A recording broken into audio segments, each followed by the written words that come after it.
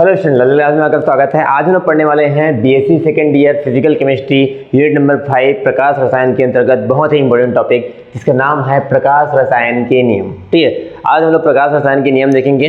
प्रकाश रसायन के नियम जो है वो दो नियम होते हैं यहाँ पे। पहला जो नियम होता है, अब यहाँ पे नंबर लिखा हुआ है, गोथस-ड्रेपर का नियम। ठीक है, और दूसरा होता है आइंस्टीन का प्रकाश रासायनिक तुल्यता का नियम, जिसे हम लोग स्टार का आइंस्टीन का नियम या प्रभाव भी कहते हैं। ठीक है, तो देखो यहाँ पे क्या होता है, आपको सबसे पहले प्रकाश रसायन को समझना पड़ेगा। प्रकाश रसायन में हम लोग क्या पढ़ते हैं, ठीक है, मैं आपको थोड़ा सा रिवाइज करा लेता हूँ। इसके पिछले वीडियो में मैंने आप लोगों को बहुत सारा चीज़ प्रकाश रसायन में स्टार्ट कर दिया था। अगर आप उस वीडियो को नहीं देख पाए होंगे तो जाकर के इस वीडियो को देख लीजिए, फिर जाकर के ये टॉपिक आपको अच्छे से समझ में आ जाएगा। ठीक है, तो चलिए मैं आपको यहाँ प्रकाश रसायन से संबंधित एक प्रकाश रासायनिक क्रिया का मैं एग्जाम्पल देता हूँ। ठीक है, फिर हम लोग क्या करेंगे, इसको समझेंगे। ठीक है, देखिए जैसे मैं मान लो कि मेरे पास एक अभिकारक है ए और बी नाम के दो अभिकारक है, और यहाँ पे मैं एच न्यू यानी प्रकाश की ऊर्जा, फोटोन, जिसे हम लोग क्या बोलते हैं, फोटोन की ऊर्जा भी कहते हैं, ये मैं क्या करता हूँ, इसकी उपस्थिति में मैं क्रिया करवाता हूँ। मान लो सी नाम का उत्पाद बना है ना। अब ये जो प्रकाश, ये जो आपके पास अभिकारक है, चूंकि ये क्या कर रहे हैं, प्रकाश ऊर्जा को अवशोषित कर रहा है। ठीक है, ऐसे बहुत सारे इसमें अभिकारक होंगे। ठीक है, सभी जो है प्रकाश को अवशोषित कर रहे होंगे, लेकिन केवल अवशोषित बस नहीं होता है। यहाँ पे तीन घटनाएं हो सकती है। ठीक है, तीन घटनाएं क्या हो सकती है, या तो प्रकाश क्या हो जाए, अवशोषित हो जाए, इसके अंदर चला जाए। ठीक है, या तो प्रकाश जो है वो परावर्तित हो जाए, यानी टकरा करके वापस आ जाए, या तो ये प्रकाश क्या हो जाए, पारगमित हो जाए। ठीक है, यानी कि तीन कंडीशन होता है किसी भी पदार्थ में, या फिर माध्यम में, इसको माध्यम मान सकते हो या कोई पदार्थ मान सकते हो। ठीक है, या फिर अभिकारक है, इसमें जो है प्रकाश जब आती है तो उसमें तीन घटनाएं हो सकती है। एक, प्रकाश का अवशोषण हो जाता है। मान लो 300 प्रकाश आया होगा, तो 300 प्रकाश में से मान लो कि 200 प्रकाश जो था वो अवशोषण हो गया है। ठीक है, 90 प्रकाश जो है वो क्या हो गया है, यहाँ से बाहर निकल गया है, यानी कि पारगमित हो चुका है। और कुछ प्रकाश जो है 10% मान लो, वो 10 प्रकाश जो है वो क्या हो गया, वो वापस परावर्तित हो जाती है। ठीक है, तो यानी कि यहाँ पे तीन घटनाएं आपको पता होनी चाहिए। इस प्रकार से क्या होती है, इसमें से कौन सा प्रकाश जो है वो उपयोगी होने वाला है। ठीक है, यहाँ पे कौन सा प्रकाश जो उपयोगी होने वाला है, कौन सी प्रकाश जो है इस क्रिया को नियंत्रित करने वाली है, इस क्रिया को कराने वाली है। ठीक है, इसी का अध्ययन करने के लिए यहाँ पे दो नियम दिए गए थे। ठीक है, यहाँ पे मैंने लिख दिया है प्रकाश रासायनिक अभिक्रियाएं, इनको हम प्रकाश रासायनिक अभिक्रिया कहते हैं, जो प्रकाश की उपस्थिति में होती है। ठीक है, जिसमें दो नियमों का हम लोग सहारा लेते हैं। इसके माध्यम से हम बताते हैं कि किस प्रकार से ये क्रिया जो है वो प्रकाश के किस पार्ट को लेकर के क्रिया संपन्न होती है। ठीक है, ये मैंने आप लोग बता दिया। चलिए, तो हम लोग अब सबसे पहले यहाँ पे मैं आपको सबसे पहला जो कि गोथस-ड्रेपर का नियम है, मैं इसे पढ़ाने जा रहा हूँ। ठीक है, सबसे पहला टॉपिक यहाँ पे दिखाई दे रहा होगा, फर्स्ट नंबर पे गोथस-ड्रेपर का नियम। इसकी छोटी सी स्टोरी यहाँ पे लिखी हुई है। स्टोरी में ये लिखा हुआ है कि जो ग्रोथस नाम का साइंटिस्ट था, वो 1817 में क्या करता है, इसे सैद्धांतिक रूप से यानी एक प्रकार से कहानी बना करके, थ्योरी बना करके क्या करता है, वो पेश करता है। ठीक है, सबसे पहले वो आधार प्रदान करता है। ठीक है, फिर क्या होता है, 1840 में ड्रेपर नाम का जो वैज्ञानिक होता है, वो हाइड्रोजन H2 और Cl2 में से HCl बनने वाले क्रिया में क्या करता है, वो प्रकाश को देखता है कि किस प्रकार से फोटोन की ऊर्जा जो है वो कितना भाग जो है वो इस क्रिया को कराने के लिए चाहे काम का आ रहा है। ठीक है, तो हम इसको देखने वाले हैं। तो इसे सैद्धांतिक रूप से दिया गया था ग्रोथस ने, और इसे प्रायोगिक रूप से जो दिया था, प्रायोगिक करके हाइड्रोजन और क्लोरीन पर प्रायोगिक करके जो आपके पास 1840 में जो आगे बढ़ाया था, जो मेन प्रतिपादन किया था, उसे हम लोग क्या कहते हैं भैया, उसे हम लोग ड्रेपर द्वारा कहा जाता है कि ड्रेपर ने क्या किया था, उसे आगे जाकर के बढ़ाया था। इस प्रकार से इस नियम को हम लोग सम्मिलित रूप से गोथस-ड्रेपर का नियम कहते हैं। ठीक है, ये आपको याद रखना है। यह नियम जो है सबसे पहला प्रकाश का नियम है, इसलिए इसको प्रकाश के नियम का सबसे सर्वप्रथम नियम कहते हैं। प्रकाश रसायन का प्रथम नियम जो है वो गोथस-ड्रेपर का नियम होता है।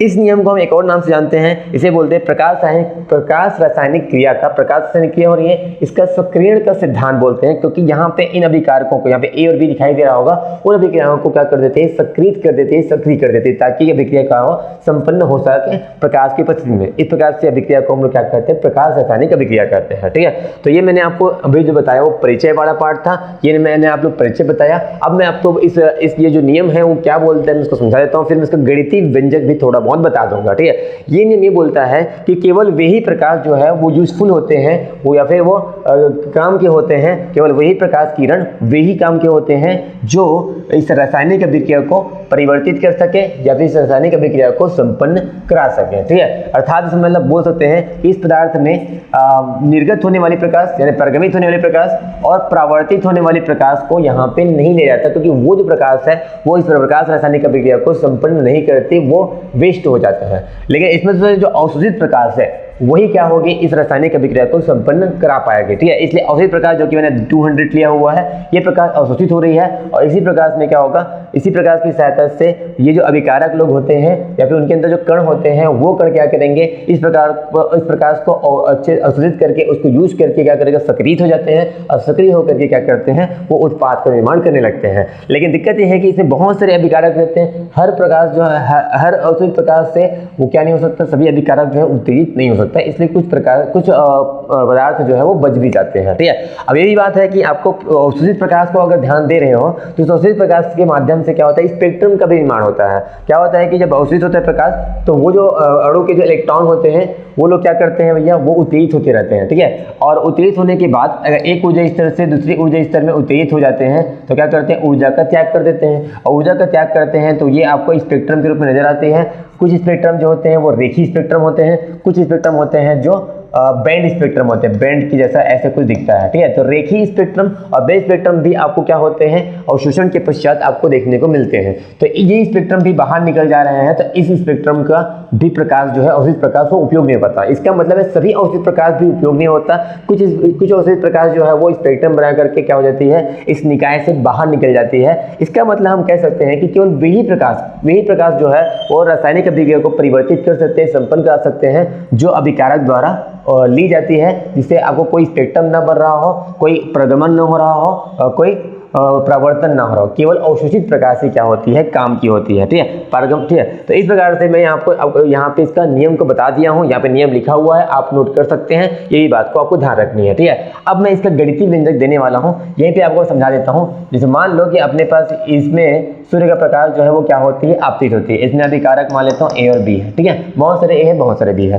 तो इसको हम लोग बोलेंगे आपतित प्रकाश बोलेंगे। तो आपतित प्रकाश की कुछ तीव्रता होती है, मान लो मैंने I0 मान लिया, तीव्रता इंटेंसिटी बोलते हैं। कितनी प्रकाश की तीव्रता जो है यहाँ पे आपतित होती है, इस बात पर भी निर्भर करती है। ठीक है, और यहाँ पे मैं बता देता हूँ कि अब क्या हुआ, अंदर में कुछ प्रकाश क्या होगी, अवशोषित हो गई, जिससे मैं इसकी तीव्रता ले रहा हूँ IAB का मतलब होता है अवशोषित प्रकाश की तीव्रता। ठीक है, अवशोषित प्रकाश की तीव्रता ये हो जाती है। AB मतलब होता है एब्जॉर्ब्ड तीव्रता हो गई। ठीक है, और कुछ प्रकाश क्या हो गया है, निर्गत हो जाती है। इसके लिए मैं यहाँ पे आप लोग बताता हूँ IT बोलता हूँ, T मतलब होता है ट्रांसमिट हो गया। ठीक है, तो इस प्रकार से आप समझ सकते हैं कि जो I0 था वो I0 जो है वो बराबर है IAB प्लस IT के। ठीक है, क्योंकि यही जो I0 है वही जो है दो हिस्सों में बढ़ जा रही है, एक तो अवशोषित में और एक तो पारगमित में। ठीक है, यहाँ पे परावर्तित प्रकाश को मैंने बिल्कुल भी नहीं लिया है, परावर्तित प्रकाश को हम लोग बिल्कुल नहीं, रिफ्लेक्टेड नहीं हुआ है, उसको मैंने नहीं लिया है। क्यों पता है, क्योंकि यहाँ पे उतना प्रकाश जो है वो परावर्तित नहीं होते, इसलिए मैं इसको नेग्लिजिबल मार रहा हूँ, नगण्य मार रहा हूँ। तो यहाँ पे IAB का जो वैल्यू होगा उसमें T को इसे पक्षांतर कर दूंगा तो मेरे पास जो फार्मूला निकल के आएगा, देखो यहाँ पे IAB बराबर जो निकल के आएगा वो बराबर आएगा I0 में, I0 यानी कि आपतित प्रकाश की तीव्रता और ट्रांसमिट प्रकाश की तीव्रता, ट्रांसमिट यानी कि पारगमित प्रकाश की तीव्रता के अंतर को हम लोग क्या कहने वाले हैं, अवशोषित प्रकाश की तीव्रता। और यही अवशोषित प्रकाश की तीव्रता जो है वो रासायनिक अभिक्रिया को संपन्न कराने में सहायक होती है। ऐसे करके जो बताया था वो गोथस और डेबर नाम के दो वैज्ञानिक ने बताया था, इसलिए इस नियम को सम्मिलित रूप से गोथस डेबर का नियम कहते हैं। ठीक है, तो इस आप जितना भी नोट्स बना हुआ है इसको आप चाहो तो राइट डाउन कर सकते हैं। ठीक है, और अगले वीडियो में हम लोग आइंस्टीन का प्रकाश रासायनिक तुल्यता का नियम या फिर स्टार का आइंस्टीन का नियम को पढ़ने वाले हैं। ठीक है, तो अगले वीडियो का इंतजार कीजिए। धन्यवाद।